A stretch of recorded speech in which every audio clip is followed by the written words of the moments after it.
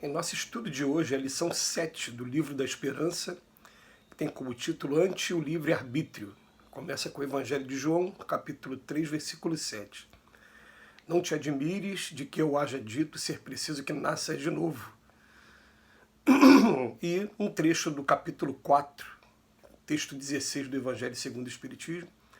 Não há, pois, duvidar de que, sob o nome de ressurreição, o princípio da reencarnação era ponto de uma das crenças fundamentais dos judeus, ponto que Jesus e os profetas confirmaram de modo formal, de onde se segue que negar a reencarnação é negar as palavras do Cristo. Vamos ao texto. Surgem aqui e ali aqueles que negam o livre-arbítrio, alegando que a pessoa no mundo é tão independente quanto o pássaro no alçapão.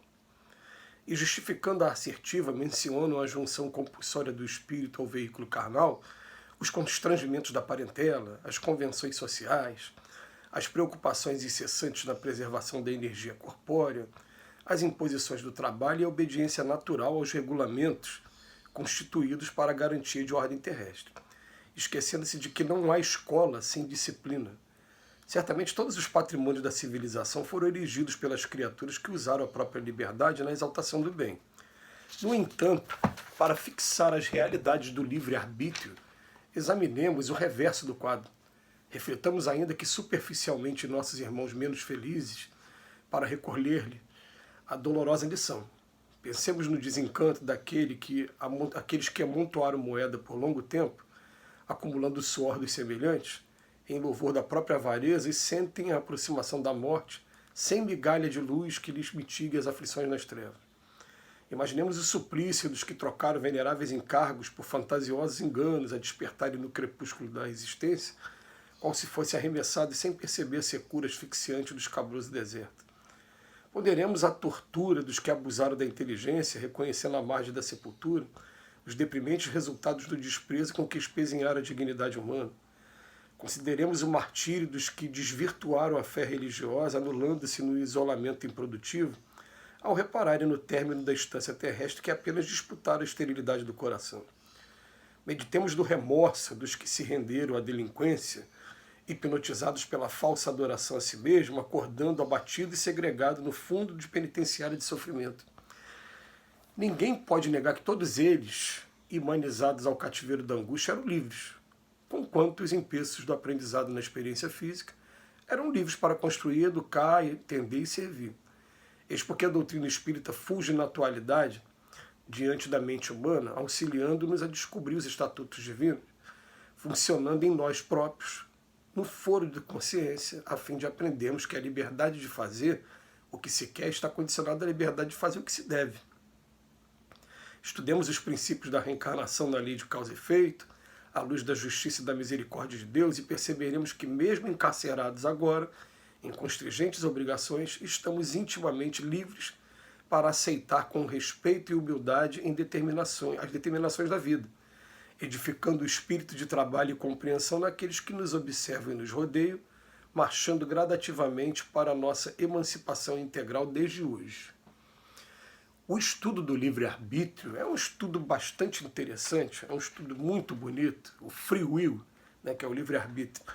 O que acontece? O livre-arbítrio, algumas pessoas contestam, como o Emmanuel está dizendo aqui no início do texto, como é que eu tenho livre-arbítrio se eu não me lembro de ter escolhido a família que eu caí, não me lembro de ter escolhido o corpo dessa maneira, com essa ou aquela característica? É engraçado, quem está aqui na Terra, né? Raramente você vai encontrar pessoas que estão satisfeitas com o próprio corpo. Você sempre fala, podia ser dessa maneira ou daquela maneira. As pessoas falam que também não escolheram uma cidade ou um local. Por que eu não nasci num país de primeiro mundo? Por que eu não nasci em condições assim, assim? E dizem que por isso não tiveram livre-arbítrio, coisa nenhuma. A primeira coisa que os espíritos dizem para a gente é que a gente tem, quando vem para cá, para a matéria, o esquecimento do passado, né?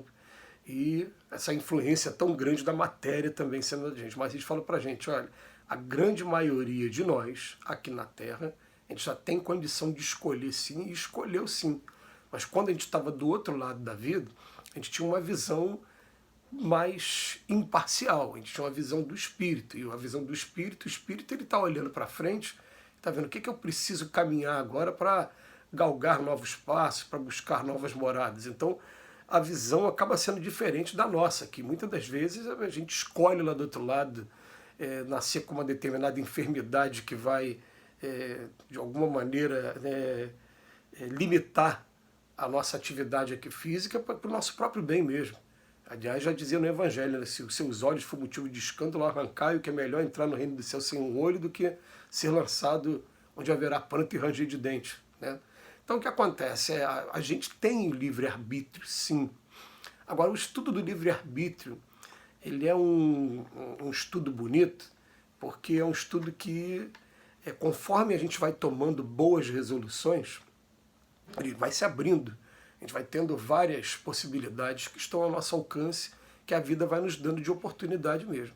Agora, conforme a gente vai tomando caminhos errados, como foram alguns caminhos que Emmanuel teve a preocupação de enumerar para a gente, dando exemplo aqui nessa lição, né? Ele falou assim, o desencanto daqueles que ficaram juntando moeda e no final da vida tiveram uma doença, alguma coisa, e mesmo com todo o bolso cheio não conseguiu, né, curar o próprio corpo. Ou então as pessoas que trocaram as suas obrigações por fantasiosos enganos, os prazeres, né?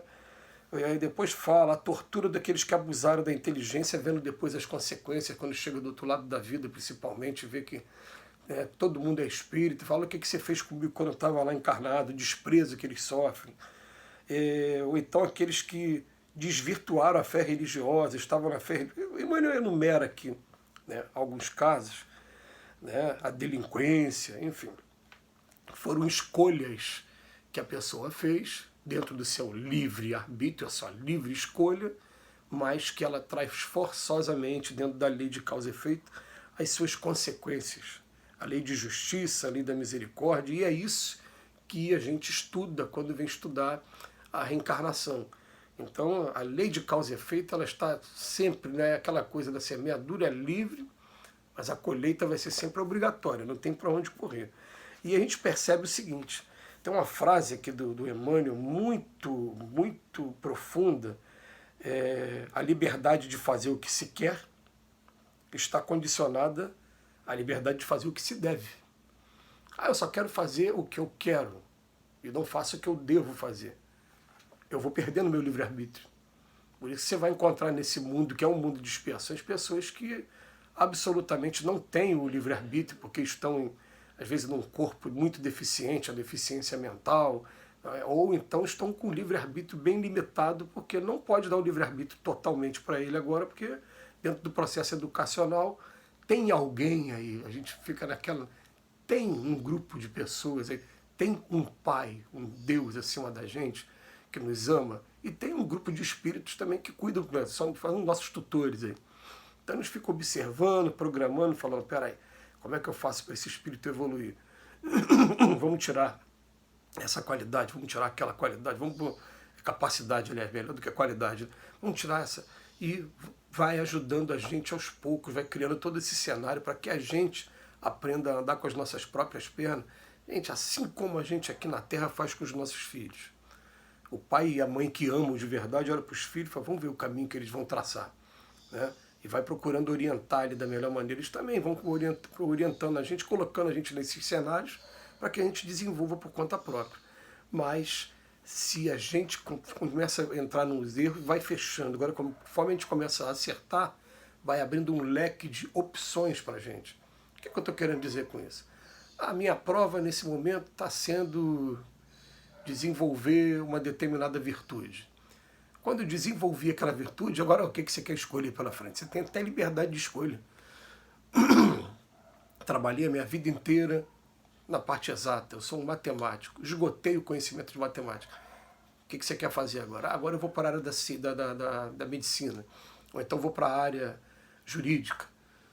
Você tem direito de escolha. Agora, se você errou, usou a matemática de maneira equivocada, usou para prejudicar, o que acontece? Você vai ser convidado a retornar, consertar tudo aquilo que você fez de errado, enquanto você não pagar até o último iota, como diz lá no Evangelho, você não vai ter a liberdade para poder prosseguir. Então o estudo do livre-arbítrio é um estudo muito bonito, porque é um estudo que vai ensinar que todo o processo educativo tem que ter disciplina. Que Jesus nos abençoe hoje e sempre.